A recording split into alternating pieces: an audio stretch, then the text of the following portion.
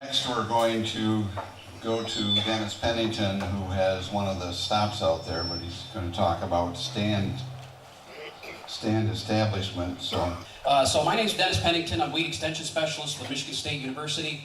My position is funded half by the university, and that's half through MSU Extension, 25% of that through MSU Extension, 25% through Ag Bio Research. And then the other 50% of my position is funded by the Michigan Wheat Board. So all of you that grow wheat, and part of your checkoff dollars, you're helping to fund the position in the program that I've got started here at MSU, as well as a number of other research projects. All the folks that you're going to see on the tour today, Michigan Wheat is funding their research projects. So anyway, just thank you to you for doing that, and hopefully you'll see some value and benefit to the wheat program here. So, every year at the Wheat Field Day, we always talk about wheat that's already growing out in the field out there, and what stage of growth are we at right now? We're at grain fill, right? Is everybody flowered? Is anybody not flowered yet? Okay, so I thought maybe to change it up for a field day, we ought to do something a little bit different, and maybe we ought to talk about wheat establishment. Because wheat establishment is one of the pretty important parts of determining what your yield potential is for your crop. So if I put an equation up here for what is the yield potential of wheat? There's basically two components there, and you multiply them together, and that'll give you your yield potential. Any ideas what they are? I have candy I can bribe you with. Any brave souls willing to venture a guess for a candy bar? Kernels per head. Okay, I'll throw one to you for that.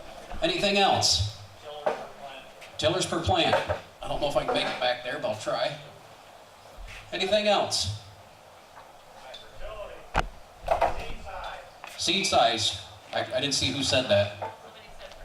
I'll just throw one back there. Test weight. All right. Sorry about that. I almost landed on your head. So, if we break this down into a couple things, kernel number on a per unit area basis, you multiply that by the grain weight, which is what's going on out there right now. Are we determining our kernel number out in the field right now? No, that's determined already, isn't it? Is this determined yet in the field? Not yet. Okay, that we're still doing the grain fill, and anything that stresses the plant during this period will have an impact here, not here. What about your wheat establishment? Are we going to affect the grain weight during wheat establishment? No. Okay? So, if we look at this a little bit farther, the kernel number can be divided into some of these things that you guys said. The number of spikes, or heads per area. Okay? The more heads we have, the greater yield potential we have, right? So we want to, whatever we do when we plant this stuff, we want to get the maximum number of heads per area. And then the number of spikelets per spike. We want a spike that is, which spike would you like to have? Okay, so do you want the one, the bigger one here? Or do you want this little one and a whole bunch of these little ones? Is it better to have a whole bunch of little ones or less of these great big ones? Well, you probably could debate that, yeah. If you have enough of these to compensate and get the same number of seeds per area, it really doesn't matter, right? Okay, so does the seeding rate, the variety selection, planting depth, some of the diseases and nutrient-related issues, climate, temperature, do any of those things affect what happens here? You bet they do. Oh, and the last one is the number of seeds per spikelet. If I say spikelet, you guys know what I mean? So a head is a spike, and then each of the little seed areas on each side is called the spikelet. Okay? How many seeds are within each spikelet usually? 3? That's worth a candy bar. Sorry about that. She wants one for grain fill. Should we give it to her? You can share some with your friends. Okay, so, all right, so what impacts all of these things here? Okay, somebody said seeding rate. We've talked about planting date. the number of plants, somebody back there said number of tillers, etc.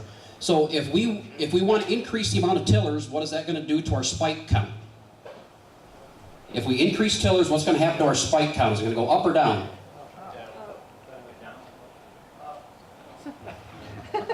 I heard up, I heard down, more than once. Okay? If we increase our seeding rate, generally the number of tillers goes down, but if we increase the number of tillers, the number of spikes will go up. Okay? Make sense? So, we're trying to establish our wheat crop here. Do we want to plant a high population or a low population?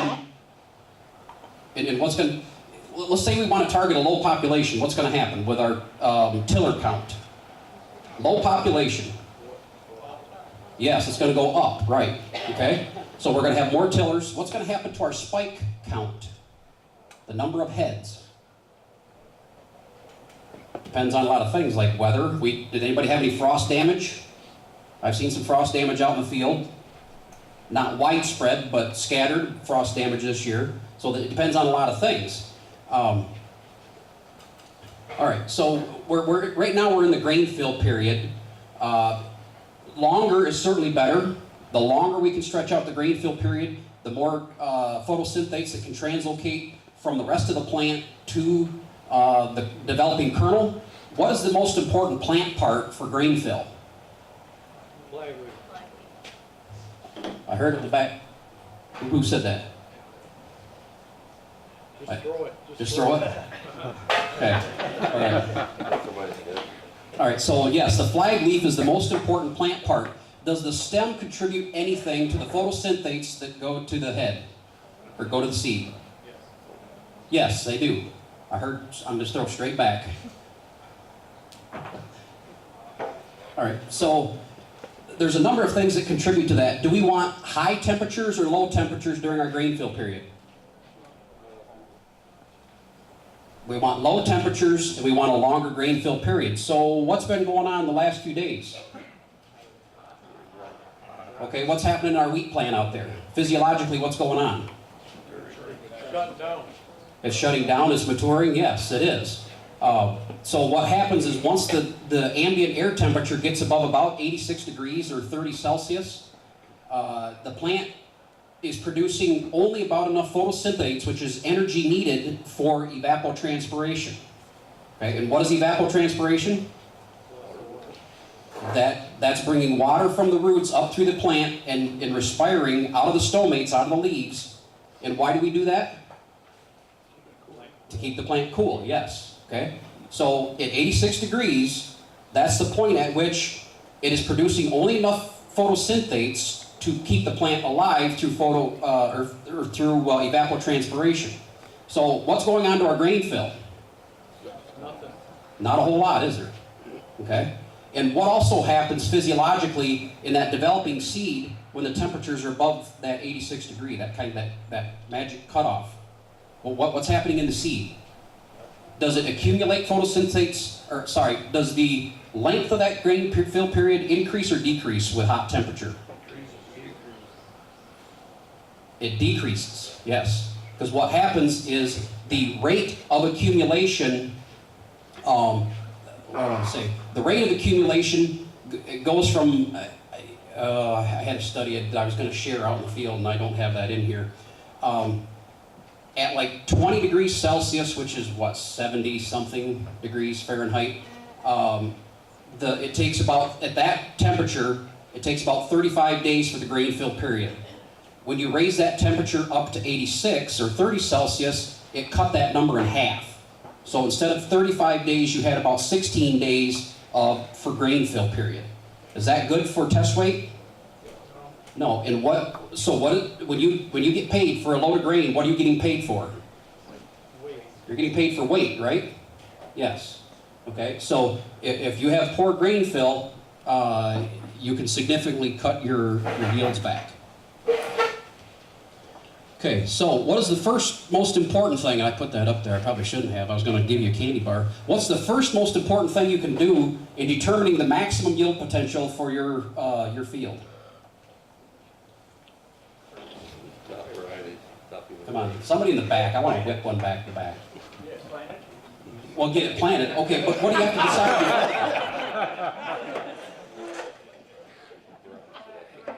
decide? What do you have to decide before that? Variety. What variety? Thank you. Sorry, I almost landed that in your cup. So variety selection is pretty important. Does anybody use the MSU state variety trials to help choose what varieties they want to plant? Or at least look at some variety trial results from their seed dealer, their local co-op, or wherever they buy their seed from? I hope everybody would raise their hand on that. You want to look at all the information you possibly can to make decisions about what variety you're going to plant, because each variety will tiller differently, maybe has an optimum plant date in the fall, maybe has an optimum seeding rate, and depending on the soil conditions, the crop rotation, your management history, one variety isn't the answer for everybody, okay? Every field and every year and every situation has a different variety that would probably be the maximum yield potential, okay? So variety selection is very, very important.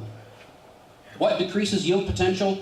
Any abiotic and any biotic stresses, okay? And abiotic are things that are non-living, like water, nutrients, weather. Biotic are like fungi, bacteria, viruses, insect, and weeds. So essentially, with establishment, we're trying to maximize our yield potential and get planted. We're trying to build a crop canopy architecture that will capture the most amount of sunlight through photosynthesis and translocate as much later in the season of those photosynthetes into the head. That is the ultimate goal of establishing wheat. Okay? And then after that, once you get it established, you're trying to decrease any of these potential stresses because that will impact any of these other things along the way. All right, so we talked about variety selection. Planting date. When do we want to plant wheat? After the Hessian fly free date, yes. Does it matter if we plant in late September, early October compared to late October, early November? Yes, it makes a difference.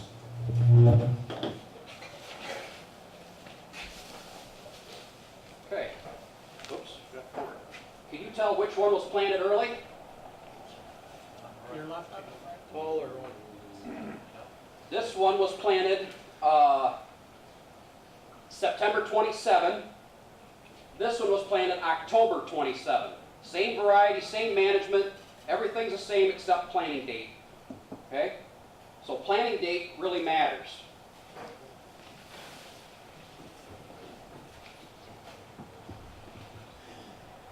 All right, so plant as early as you can. Last year was a bad year for getting wheat planted early unless you had dry beans you could plant after. Soybeans didn't, they stayed green a long time, they were hard to combine, and that lessened, along with price, enthusiasm to plant wheat. How deep do you want to plant your wheat? Do you want to really put it down there deep? No, you want it as shallow as possible, yet still get the seed into some moisture so that it can germinate and grow. 3/4 of it to 1 inch deep is 1 inch would be about the maximum. Okay, what about the planting rate? Okay, generally we recommend between say 1.4 and 2.1 million seeds. This is a chart to help you figure out, does anybody have a setting for 1.6 million seeds on their drill? No, so what do you have to do? You got to look on your label, right? And what am I looking for on the label? Yeah, seed count. What is the number here? 14,996 seeds per pound, right? So with that information, I can come back here. That's almost 15,000, wasn't it? So if I want a 1.6 million seeding rate, I put out 107 pounds. Can I set my drill for 107 pounds? Yes, I can. Okay, so that's what you need to do. And are all varieties the same? Absolutely not. It's important that you, if you're going to change varieties, you change your setting on your drill and you calibrate it and check it to make sure you're actually putting out the right rate. Okay? All right, and then lastly, in the fall when we're establishing, we want to take care of any fertility issues that we have. The phosphorus and potassium recommendations are based off from soil tests, so you'll always want to do your soil tests and base those off from what your report tells you. And I've highlighted in green kind of the optimum range, I guess, for phosphorus, as well as the green, darker green is the optimum for potassium. And you can see that for phosphorus, it's based on yield goal, and then for potassium, it's based on cation exchange capacity, as well as yield goal and soil tests. So follow those recommendations. Fall nitrogen, there's been somewhat inconsistent response to nitrogen in the fall. Some people recommend, and they still put on 20, even 40 pounds of nitrogen at planting time. We've had a number of studies that in some years we put 0 on and you can't tell any difference between them. So I think the jury's still out on that. MSU might back their recommendation off on that just a little bit. Kurt was mentioning that as one of the things that he thinks he may do when he updates the bulletin for that. So with that, I have a Twitter account. I post pictures from the field. If any of you are on Twitter, there's a few crop scouts that follow me on there. That's a good way to get information out real quick. I can take a picture of something, post it, and you can get it right away. And it's for me, I follow what's going on with disease and insect pressures down south, and I follow it north so that I know when to expect it here. Likewise, harvest. I've been following harvest down south, and it's moving north, and they're harvesting big time in Kansas now, with a little bit in southern Illinois, Kentucky, and Tennessee, and whatnot. So we're getting closer to harvest, but we got just a little ways to go yet. Does anybody have any questions for me in the back? How come we don't hear any reports on all that snow damage we can? Question was, how come we don't hear anything about the reports of the snow damage down out in Kansas? I don't have a good answer for that, other than I think it looked like there's parts of Kansas, I don't know if all of you know, parts of Kansas got as much as 21 inches of snow when the wheat was like almost waist high, and a lot of it was headed out. And so a lot of it went down. It did start to spring back up. Of course, there's going to be some harvest issues, but okay, Dave can take that question. But I don't think the yield drag is going to be nearly as bad as what they thought it was going to be. Well, I'm one of the NOG officers, actually the president, David Sim, lives in western Kansas. And they got snow at the end of April on wheat that was heading out. They also, before it snowed, they had hail. They figure 40% of the wheat in Kansas was affected. And the last comment, we talk every week as officers, the last comment was about a week ago was that a lot of that wheat has been destroyed, replanted to something else. And they're also having quality, they think they'll have quality issues with what wheat does go to harvest. So that's the first-hand report from President Nog, I guess. So, and we are getting the wagons around, so. Are you done yet? Yeah, I've done lots of questions. Okay. Are there any questions for Dennis? If not, the wagons are here, and we will load them up and we go to the field.